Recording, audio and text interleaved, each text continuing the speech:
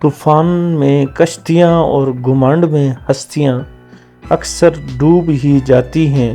گھر میں غصہ ہونا گویا اسے ویران کرنا ہے۔ زندگی ایک سفر ہے، اسے پوری خوشی کے ساتھ گزارو۔ غصے میں بات کرنے سے گریز کریں۔ آپ کی باتیں درست ہو سکتی ہیں پر آپ کا انداز غلط ہو سکتا ہے اور آپ بہت کچھ کھو سکتے ہیں۔ صبح کی نیند انسان کے ارادوں کو کمزور کرتی ہے۔ منزلوں کو حاصل کرنے والے کبھی دیر تک سویا نہیں کرتے۔ انسانی سمجھ کا معیار بس اتنا ہے کہ اسے جانور کہا جائے تو ناراض اور اگر شیر کہا جائے تو خوش۔ بد دعا صرف الفاظ نہیں ہوتے، جس کو دکھ دو اس کی آہ بھی بد دعا بن جاتی ہے اور رب بہت انصاف کرنے والا ہے۔ لوگوں کے پیچھے بھاگ کر دیکھو، ذلیل کر کے رکھ دیں گے۔ رب کے پیچھے بھاگ کر دیکھو، وہ تمہیں گرنے سے پہلے ہی تھام لے گا۔ دعاؤں کا رنگ نہیں ہوتا، مگر جب یہ رنگ لاتی ہیں تو زندگی میں رنگ بھر جاتے ہیں۔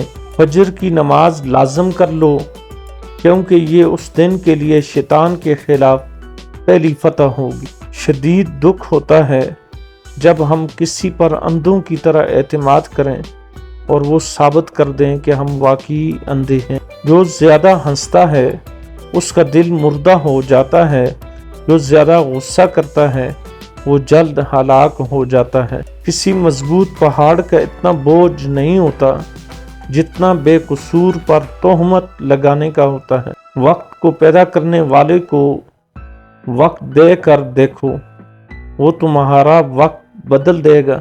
بنت حوا کے نرم لہجے نے ابن آدم بگاڑ رکھے ہیں۔ دوسروں کے گناہ گنتے رہنے سے بندہ خود پارسا نہیں بن جاتا۔ انسان جب صبر سیکھ لیتا ہے پھر اسے کسی کے ہونے یا نہ ہونے سے کوئی فرق نہیں پڑتا۔ بھروسہ ہمیشہ نسل دیکھ کر کیجیے، کیونکہ بکریاں ہمیشہ سوکھا گھاس کھا کے میٹھا دودھ دیتی ہیں اور سانپ ہمیشہ میٹھا دودھ پی کر ڈستا ہے۔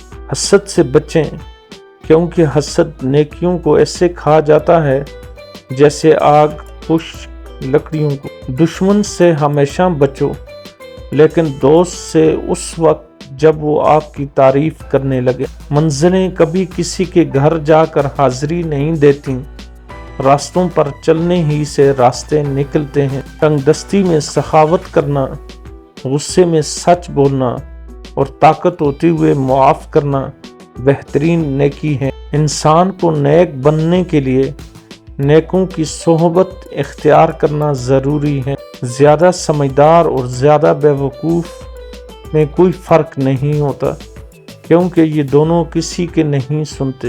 منافق اور جھوٹا انسان جو اپنے ہی وجود کا خیر خواہ نہیں ہوتا، وہ کسی اور کا خیر خواہ نہیں ہو سکتا۔ دشمن بنانے کے لیے ضروری نہیں کہ آپ کسی سے لڑائی کریں، بس حق اور سچ بولیں۔ بے شمار دشمن آپ کو اپنے خاندان میں ہی مل جائیں گے۔